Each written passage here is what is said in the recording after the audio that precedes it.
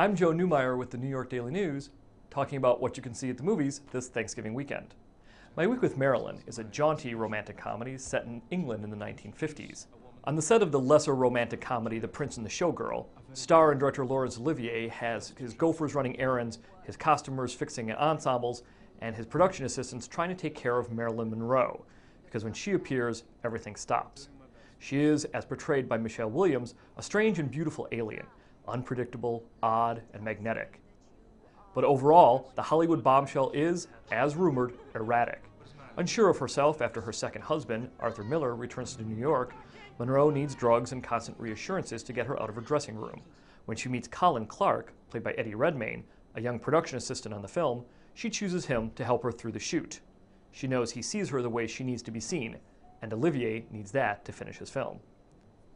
My Week with Marilyn is filled with sterling supporting performances from actors like Toby Jones and Judi Dench, but it's Williams' show.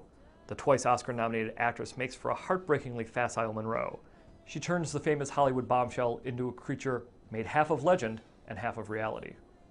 Well, if you think modern technology has taken over the holiday traditions, get to the charming, quick as a Kringle animated entry, Arthur Christmas.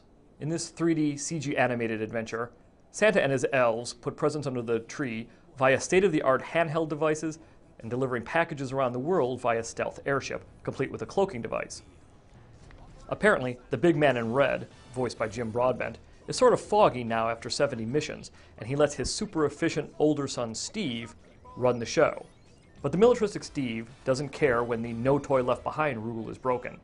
So it's up to Santa's youngest, the warm-hearted letter-answering Arthur, voiced by James McAvoy, to get a lost bike to a little girl in England. Luckily, Arthur has his feisty old Grand Santa, voiced by Bill Nye, along for the ride, as well as an ancient sled with one good run left in it.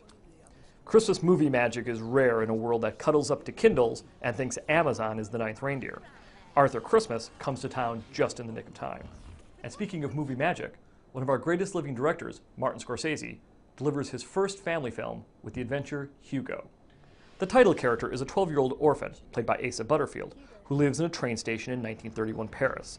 Since the death of his clockmaker father, played by Jude Law, Hugo has been hidden inside the station's enormous timepieces, making everything run on time and watching all of the people going in and out of the train station. Soon he meets Isabel, played by Chloe Grace Moretz, and her godfather, George Méliès, played by Ben Kingsley. Méliès is an old tinkerer who has a shop at the train station. Hugo doesn't know that the old man used to have another life as a filmmaker. The last third of the movie is all about the magic of movies and the wonder of imagination. And Scorsese clearly believes in all these things. This is his first 3D film, and he really makes it his own invention. Though it can seem a little educational at times, Scorsese can't help it since he's telling people about how wonderful movies used to be. This is one of those rare instances when you have a filmmaker telling his audience exactly why he loves doing what he does. After a full Thanksgiving meal, it's 2 hours at the movies that's positively transporting. I'm Joe Newmeyer, film critic for the New York Daily News, talking about what to see this holiday weekend.